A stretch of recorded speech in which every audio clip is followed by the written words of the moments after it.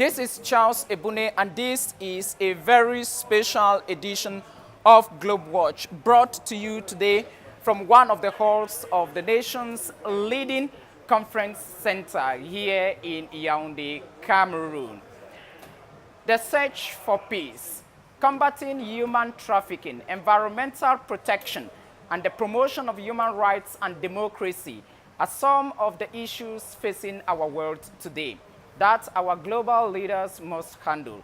Getting a definite solution to such challenges remains a major task because we live in a multipolar world where the key actors are so many. And one of the actors is the United States of America. So where does Washington stand on some of the key issues facing our world today in the last days of the Barack Obama administration? My guest today is a former colleague who, up to 2002, was the founding executive director of the Carr Center for Human Rights Policy at Kennedy School at Harvard University. She was a senior foreign policy advisor to Senator and later candidate Barack Obama before becoming special assistant to President Barack Obama at the National Security Council before heading to the newly created Atrocities Prevention Board at the National Security Council. A product of Irish and American schools, Samantha Power is my guest today and happens to be a senior journalist covering wars in the ex-Yugoslavia. And she is an award-winning personality considered one of the most powerful ladies in the world, serving currently as the 28th ambassador of the United States of America to the United Nations Organization, established in 1945.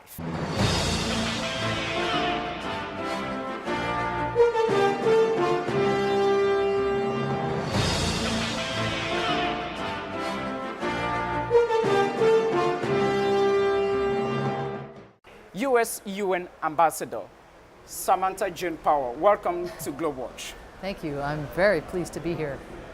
Let me start with a fundamental question. You are the first sitting cabinet-level member of the Obama administration and probably the most senior American government official to ever land in Cameroon. Explain to me what takes you from your comfortable office at the UN Plaza in New York to be found in Yaoundé today. Thank you. That's a great question. I think the proximate cause is the threat posed by Boko Haram, the increased vulnerability faced by the Cameroonian people, particularly in the north, and our desire to offer more support to you and the Cameroonian government as they try to formulate an effective response against Boko Haram. But beyond that, now having visited Cameroon, I'm very interested in Cameroon's democracy, in its civil society, and in the steps that can be taken to strengthen Cameroon's institutions. You know, it's extremely important that countries, even where people can vote or when they can open a social media account, that they know that there are checks and balances across the country, not just in the capital, but also in some of the more rural and remote areas. And so I'm also now very deeply invested in Cameroon's success, irrespective of when we defeat Boko Haram. I now consider myself a friend of Cameroon for life. You just mentioned Boko Haram in your opening comments. We already know that the American government has deployed some 300 military personnel on the request of Mr. Biya, the President of the Republic, whom you met at the Unity Palace, the White House of Cameroon. We equally know that the US government had provided previously some $40 million, that should be 22 billion CFA francs in financial aid. What are you bringing new to show further American engagement in eliminating Boko Haram? Well, we today made an announcement of an additional $40 million in humanitarian assistance, a contribution that, having been to the north yesterday and seeing how the people are suffering, particularly Cameroonian displaced, 150 to 170,000 Cameroonian displaced persons, living in borrowed homes and struggling to pay rent, having lost their livelihoods, too afraid to go back to the land that they used to be able to plant. So this humanitarian assistance will go for the countries of the Lake Chad Basin, and Cameroon will be an essential beneficiary of that. But we also are here with some very senior military general and a very senior military civilian. And part of what we are trying to think through is what is the next phase of the fight, the military fight against Boko Haram, and what intelligence support is needed in order to effectively contribute to that.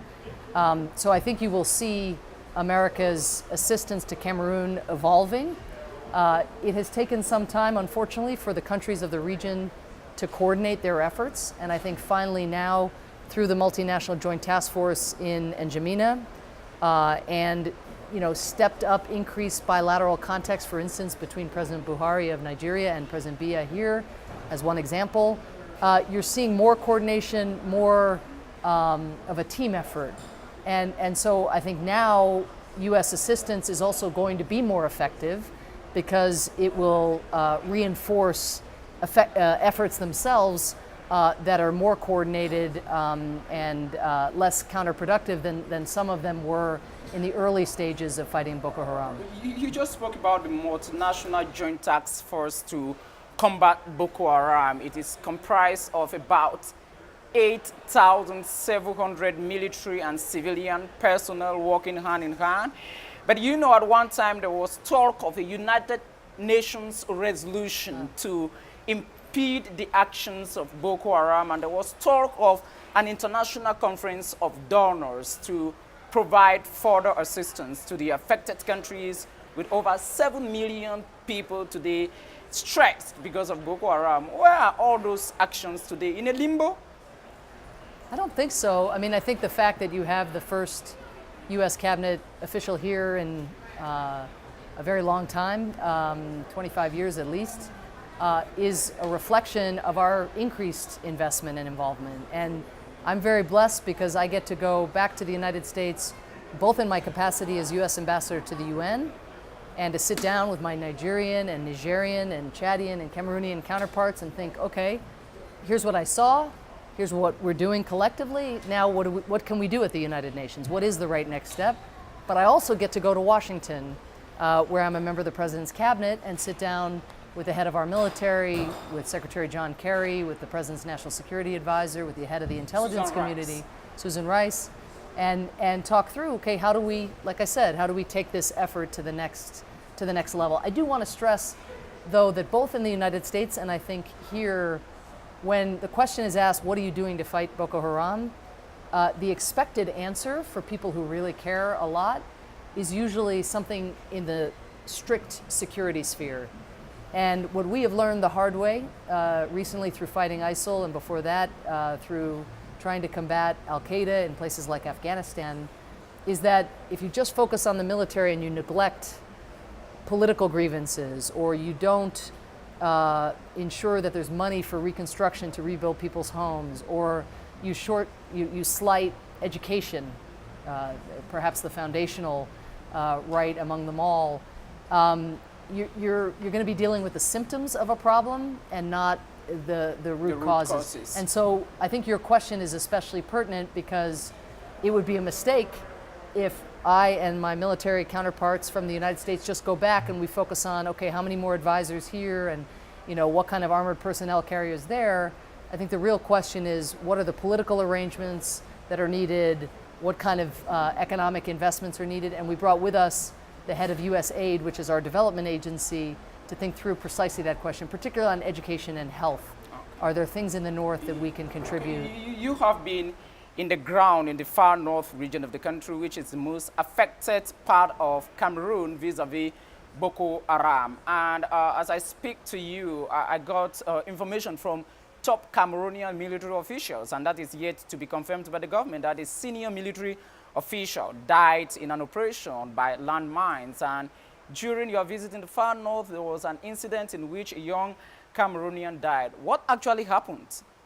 Well, the two incidents are very different. One is the threat of Boko Haram manifested here, where even a senior officer who's armed, presumably, and probably in some kind of secure vehicle, is able to be killed by an explosive device. And one of the reasons we are here is to look at what more we can do to offer counter-explosive training so incidents like that don't happen. And we express our condolences to the family of this officer. In terms of the incident that we were involved in, my entire delegation is, suffice it to say, totally heartbroken by what happened. We were driving along in order to get to a meeting with displaced persons in the northern part of the country. We were following our Cameroonian lead, and the roads were closed to individuals and to vehicles. There was no traffic or anything.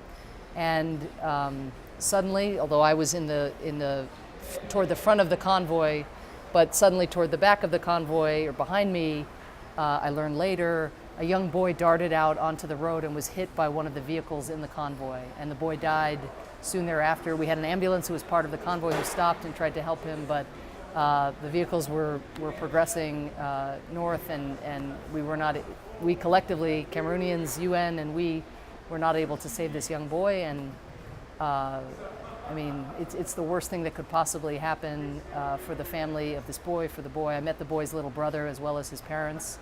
And of course, we're stricken by this, and we extend our deepest sympathy to the family that will be grieving for the rest of their lives.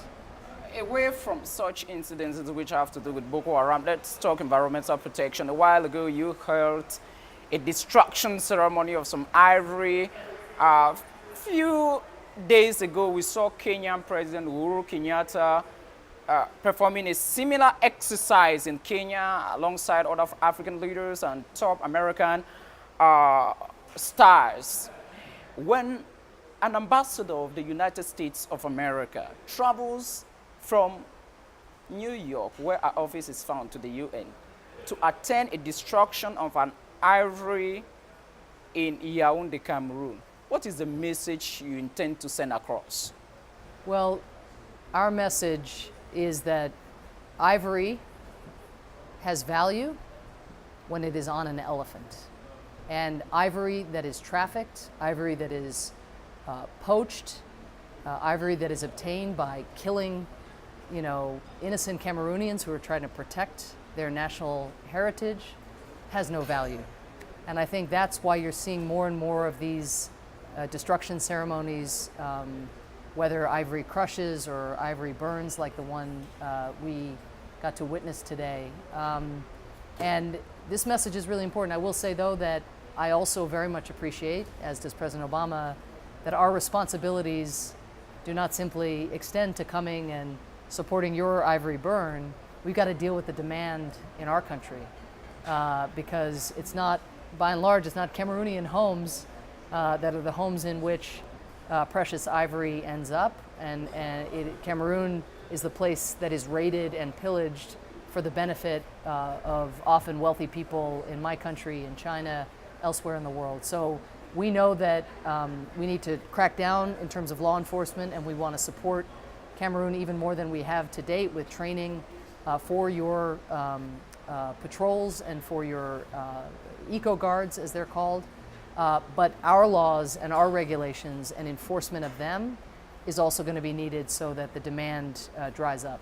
Let's take the last two questions. You'll be traveling to Chad, to Nigeria to meet the leaders of these countries. And let me make a particular stopover in Nigeria in particular. During the Goodluck administration, there was a lot of tension between Abuja and Washington, especially when it comes to the sale of lethal weapons to effectively combat Boko Haram. Buhari has come in and is more open and says that we cannot tolerate Boko Haram. Will you now sell more complicated weapons to the Nigerian administration, which is more committed now? Well, let me just challenge a little bit one of your premises, because I think it wasn't a question of us choosing human rights over security. we don't believe you can advance security when your security forces are killing civilians in the way that was happening. And so we have laws in our country that when units are involved in those kinds of systematic violations of human rights, it's not possible for us to do the kind of equipping and training that we would otherwise like to do, particularly given the horror of Boko Haram. I mean, really almost unrivaled horror that is inflicting such pain on the Nigerian people, now the Cameroonian people as well. So yes is the short answer. We are now in a situation where President Buhari and we have sat down and we've talked about what the security forces are going to need in order to effectively prosecute the fight. He has said he also agrees with us that there is no successful fight against Boko Haram without attention to human rights. The media reaction was that there was a kind of ping-pong and feet-dragging between the Nigerian mission to the United Nations, where you sit at the Security Council in particular to handle discussions with your Russian counterpart, Vitaly Chokin, and others. Do you have the impression that the Nigerian ambassador to the UN now, where you guys sit together, is more collaborative? Is that the sense you have now? I think what's important is that President Buhari has made a commitment to the northeastern part of the country, both to defeating Boko Haram, but also to the central premise that we all need to embrace, which is there will be no defeat unless you deal with the political and the economic issues that have plagued that region for too long. And Cameroon deals with a similar challenge in the northern part of the country in terms of underdevelopment. So I think if all of us come together and we embrace not only the military side and providing the kind of equipment that these forces need, making sure that units are so-called clean units that have not been involved in gross violations of human rights, investigating allegations when they are credible, and holding accountable anybody who's involved in gross violations of human rights, and then bringing the other parts of the stool. The stool is military, political, and economic. And if you have only one leg of the stool's going to fall over. If you have two legs of the stool, you're going to be falling over at some point. We need all three legs, and I think now we have a shared understanding of that. Okay, Madam, finally, I know that you have a very difficult timetable. You sit in the Situation Room during Principal's meeting, a kind of cobra for the British at the White House with President Barack Obama.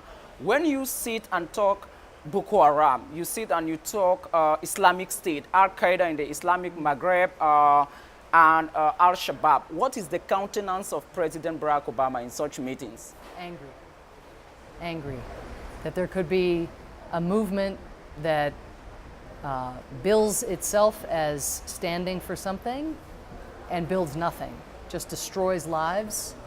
Boko Haram has killed maybe 20,000 people in this region. Why? Why do they have to kill those children? Why do they have to take those parents away from those kids who will now grow up without parents, or the rest of their lives wonder if their parents are alive somewhere?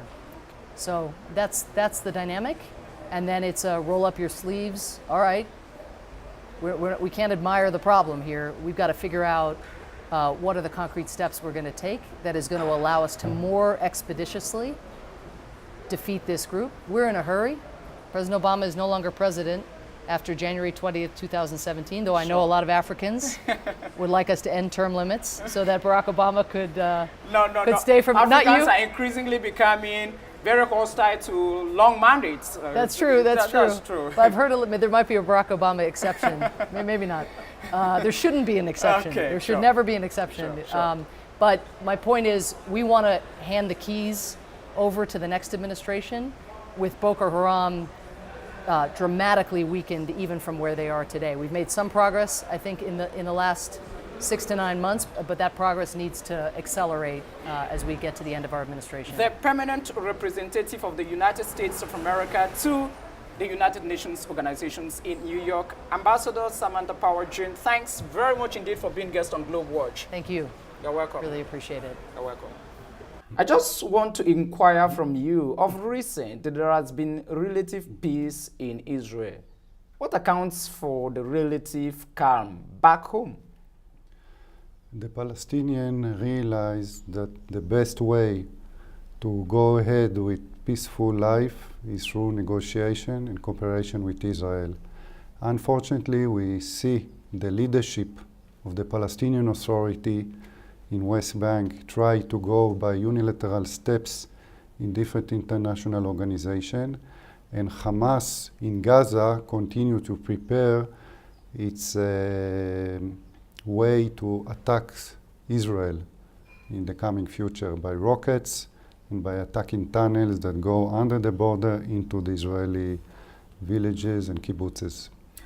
You just spoke of attacks. The traditional methods of violence between Israeli and Palestinians has always been the use of firing rockets, has been gun exchanges. But this time, about 8 months ago, you people went to the technique of using machetes, knives to kill each other. Is that the newest technology to bring the other side on guards?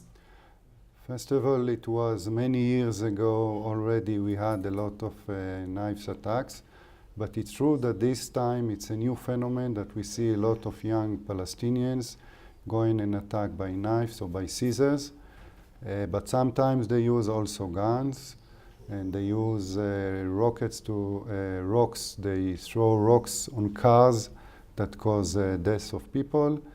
And the difference now that this is a minor group among youth, but the majority of the people that we see, they want to live in peace, they want to improve their life conditions, and we see that even in Gaza, people understand that Israel is not the cause of the problem, but Hamas, and the bad relationship between Gaza and West Bank, controlled by Palestinian Authority. It has nothing to do with Israel.